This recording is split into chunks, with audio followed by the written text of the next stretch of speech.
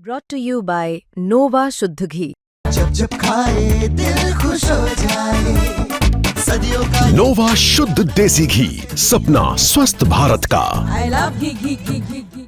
मैं चो देवीलाल का बेटा हूँ। अगर कांग्रेस की 50 सीट आ गई और आपकी 39 भी आई तो रणजीत सिंह आपके साथ है, आपके साथ है। प्लेन आ गया, हम चले गए। फिर सबसे पहला मैं आदमी था जब वहाँ रात को गए।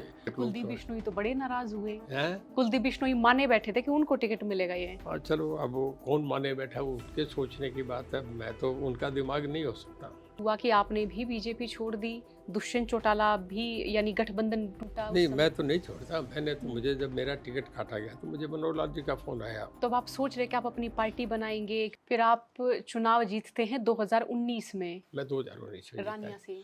हाँ, मैं इंडिपेंडेंट जीता 22,000 वोटों से। और मुझे पहले दिन मनोहर लाल जी का फ़ोन आया, जब तक काउंटिंग नहीं हुई थी। पता था कि मैं बहुत बड़े वोटों से जीत रहा हूँ। कहने लगे, वो कहने लगे सीएम साहब बात करेंगे। मैंने फ़ोन ले लिया। कहने लगे चौथा बधाई, आप चुनाव जीत रहे हैं। मैं कहने लगे जी आप चीफ मिनिस्टर हैं, अगर स्टेट का इलेक्टेड एक नंबर आदमी मुझे कह रहा है तो मेरा कॉन्फिडेंस और मजबूत हुआ। इसके लिए आपका बहुत धन्यवाद। मेरा मजबूत विश्वास ज़्यादा मजबूत हुआ है।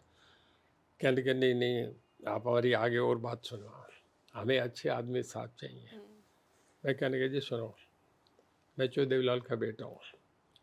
अगर कांग्रेस की 50 सीट आ गई और आपकी 39 भी आई तो रणजीत सिंह आपके साथ है, आपके साथ नहीं हूँ मैं। आप विपक्ष में तो भी प्लस मेरा लिख ले, मैं आपके साथ हूँ, मेरी कमिटमेंट है।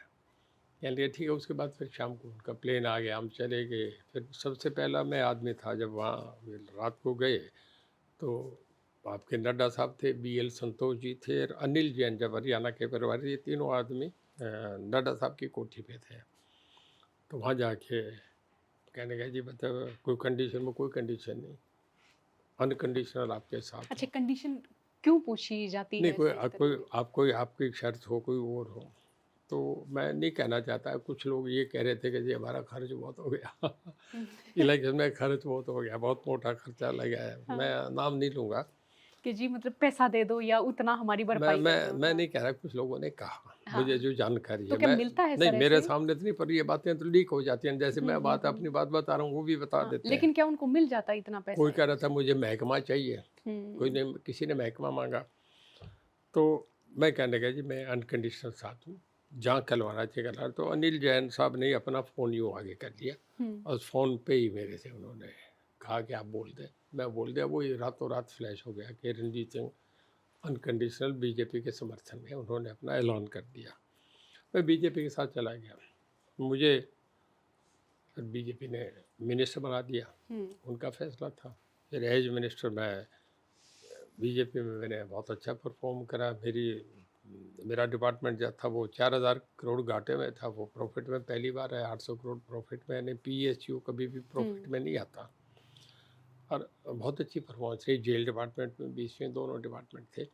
लोकसभा में मुझे टिकट भी दिया गया। मुझे आधा घंटा पहले फ़ोन आया कि आप पटका पहन लो, आपको बीजेपी का टिकट। कुलदीप बिश्नोई तो बड़े नाराज हुए हैं? कुलदीप बिश्नोई माने बैठे थे कि उनको टिकट मिलेगा ये। और चलो अब वो कौन माने बैठा, वो उनके सोचने की बात है। मैं तो उनका दिमाग नहीं हो सकता। तो मुझे लोकसभा का टिकट दिया। अब मैं वो बीत गया इतिहास, नहीं तो चुनाव जीत ही रहा था मैं। मात्र 30,000 वोटों से लोकसभा का चुनाव आ रहा। हमारे घर के दोनों बच्चे खड़े हो गए, नैना जी थी, नैना और सुनैना दोनों। अब पता था कि कांग्रेस और बीजेपी में फाइट है।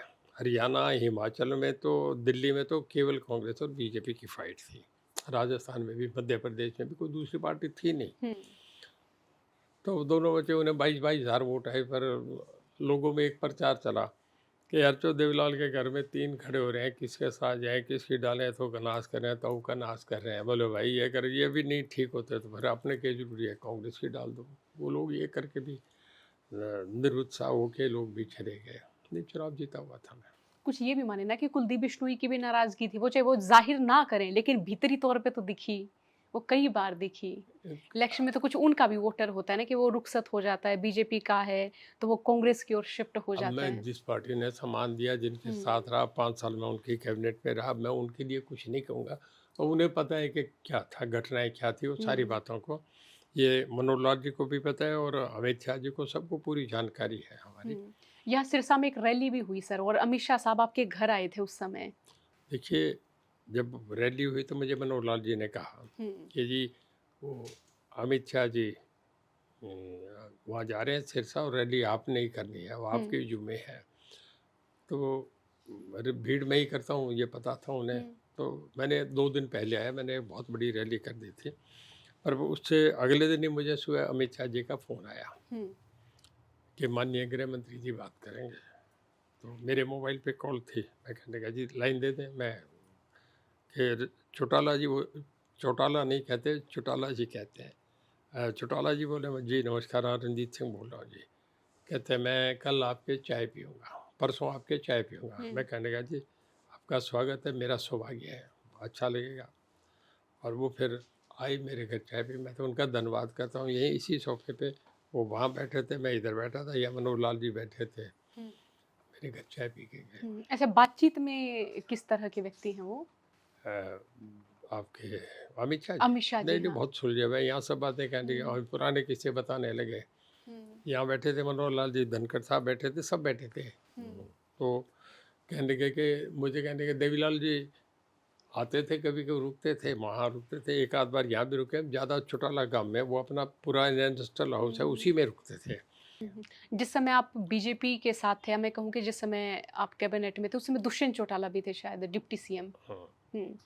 तो क्या कारण हुआ कि आपने भी बीजेपी छोड़ दी, दुष्यंत चौटाला भी, यानी गठबंधन टूटा उस नहीं, समय? मैं तो नहीं छोड़ता। मैंने तो, मुझे जब मेरा टिकट काटा गया तो मुझे मनोहर लाल जी का फ़ोन आया, धर्मेंद्र प्रधान जी का भी फ़ोन आया। मैं कहने की जी मेरी मजबूरी है, हमारे परिवार की लड़ाई है, यहाँ अगर परिवार का वोट बैंक हमारा, मैं नहीं लड़ूंगा तो मेरा वोट बैंक चला जाएगा।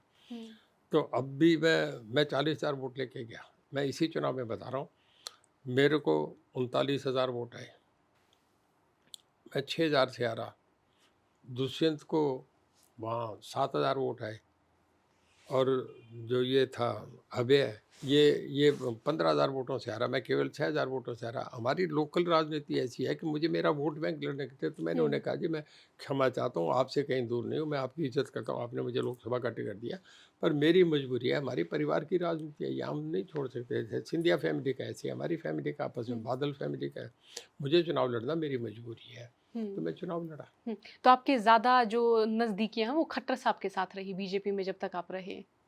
मेरा सभी से बहुत अच्छा है। तो अब आप सोच रहे कि आप अपनी पार्टी बनाएंगे, क्योंकि आपने शायद पद यात्रा भी की है देखिए, कई जिलों ऐसा में? है, कोई भी आदमी निर्णय तब करना होता है, तब तक कार्ड अपने पास रख सकते हैं, दिखाने थोड़ी होते हैं। जब निर्णय करेंगे तो पब्लिक के सामने करेंगे, पब्लिक ने देना है ना। सब जगह जा रहा हूँ, वर्कर्स मीटिंग कर रहा हूँ, मैंने नारनौल में करी, मैंने कुरुक्षेत्र में करी, मैंने यमुनानगर में करी, हिसार में करी, सरसा में करी। अब मैं मेवात में रखी है, उससे अगली मीटिंग मैंने गुड़गांव में रखी है, फिर मैं भिवानी रखूँगा, फतेहाबाद रखूँगा, करके मैं नवंबर के एंड में या दिसंबर में, या कोई इससे आगे पीछे भी हो सकता है, जब फार्मर्स खाली होते हैं तो भीड़ तो गाँव से आनी है। आज आपसे बता रहा हूँ 1 लाख की भीड़ करूँगा, किसको चेहरे को लेके आऊँ तब फैसला करूँ।